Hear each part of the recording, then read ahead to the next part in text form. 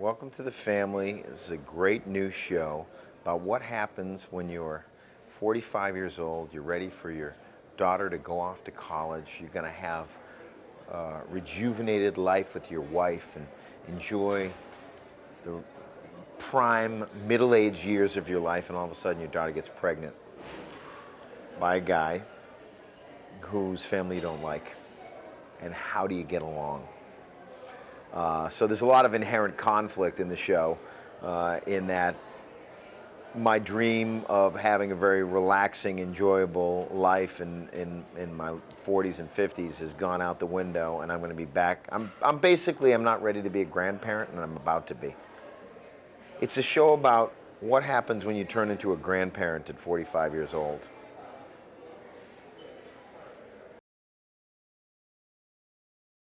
Dan Yoder is a orthodontist who lives in Los Angeles. He's got his own practice. He works very hard.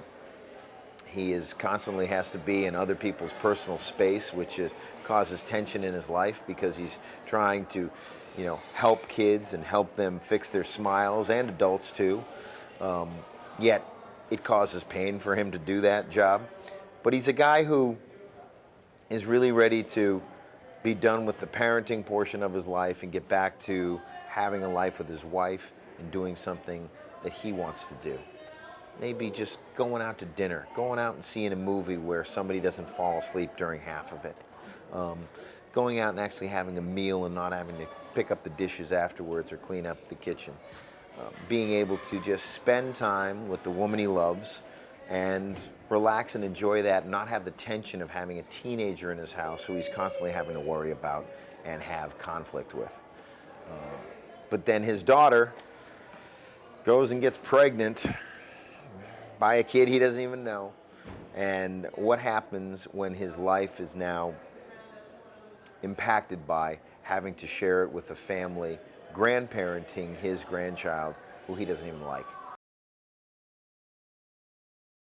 Mike Sikowitz is just a really, really funny guy. He had created characters that were real without being two-dimensional. They were three-dimensional characters that I could relate to.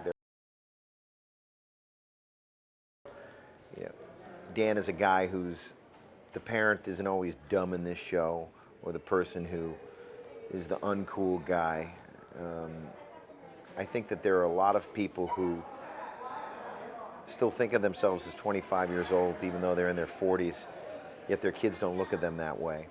And no one wants to be reminded that they're in their 40s. And so I think that Mike is really tapping into something that a lot of people are experiencing, which is how to get their life back on track when their kid is going off to college.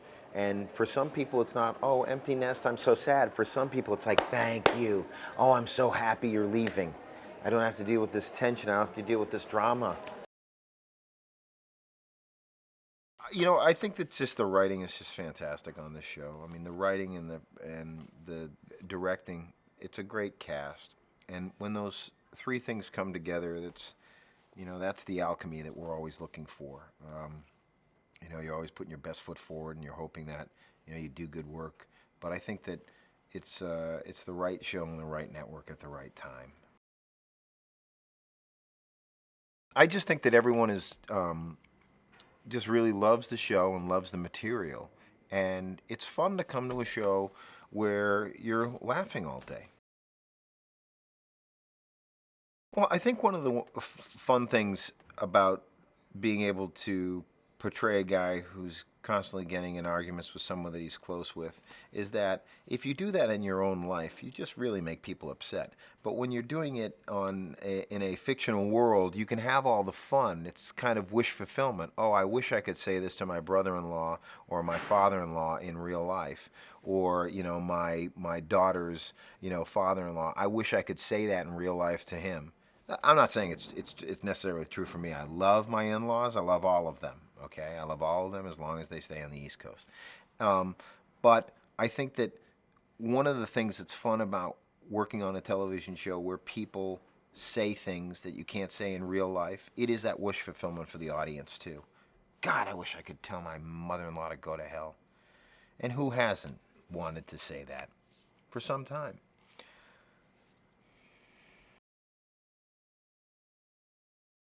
I think he thinks he's a better dad because he wants her to get out of his house. He wants her to be an individual. He really supports independence. So I think his own way of the shock for him is that he's really ready to have an empty nest. He's happy to maybe turn the entire house into a man cave, if it were possible. But now he's not only going to have his daughter back in the house, he's going to have his daughter's fiance, who he just met, in the house. He's going to have his daughter's fiance's family, who he doesn't like, coming over the house all the time.